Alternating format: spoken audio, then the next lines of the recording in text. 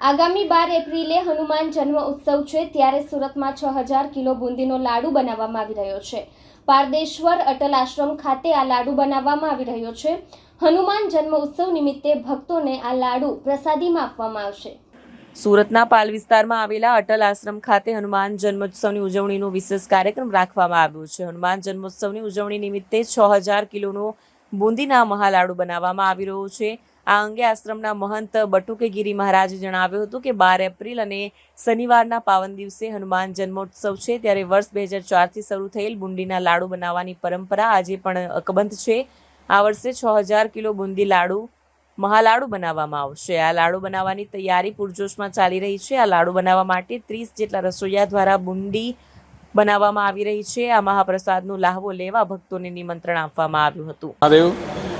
આ સૌને જણાવતા આનંદ થાય છે કે સુરતની અંદર જે આ ભવ્ય અને વિરાટ કાર્ય કાયમ થતું જઈ રહ્યું છે, 2004થી લઈને અત્યાર સુધી સતત ચાલતું આવ્યું છે।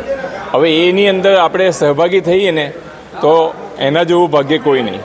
હવે જે બાપુએ અત્યારે તમને બધાને કીધું કે અહીંયા હનુમાનની જયંતિ ઉજવાય છે, પણ એક રહસ્ય કોઈને ખબર નથી કે જે દિવસે બાપુની જયંતિ ઉજવાય છે તે દિવસે બાપુનો પણ જન્મદિવસ છે।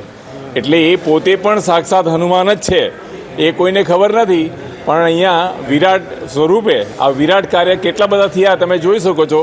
ભવ્ય શિવલિંગની અહીંયા સ્થાપના, અને દર વર્ષે 2004થી લઈને ધીરે ધીરે અત્યારે 6000 કિલોનો લાડુ છે।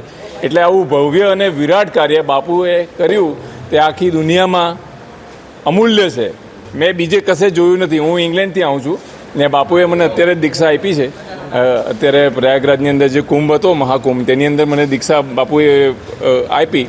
તો એને આધારે જે વસ્તુ અહીંયા જે ભવ્ય રૂપે થાય છે તે બાપુએ જે રીતે આપણને ચિહ્નિત કર્યા તે આવો ચાન્સ છોડવો જોઈએ નહીં। જે વ્યક્તિ આ ન્યૂઝને જોઈ અને પોતાના ભાગ્યને પ્રગટ કરીને જરૂર અહીંયા પધારવું જોઈએ, કારણ કે એટલું અદ્ભુત અને એટલું વિરાટ કાર્ય છે કે આવા વિરાટ કાર્ય બીજી જગ્યાએ મેં જોયા નથી। એટલે આપનું શુભ નામ? મારું નામ છે મહર્ષિ ગિરી, ગુરુદેવ બટુગીરીજી અને દાદા ગુરુ મહાદેવ ગિરીજી।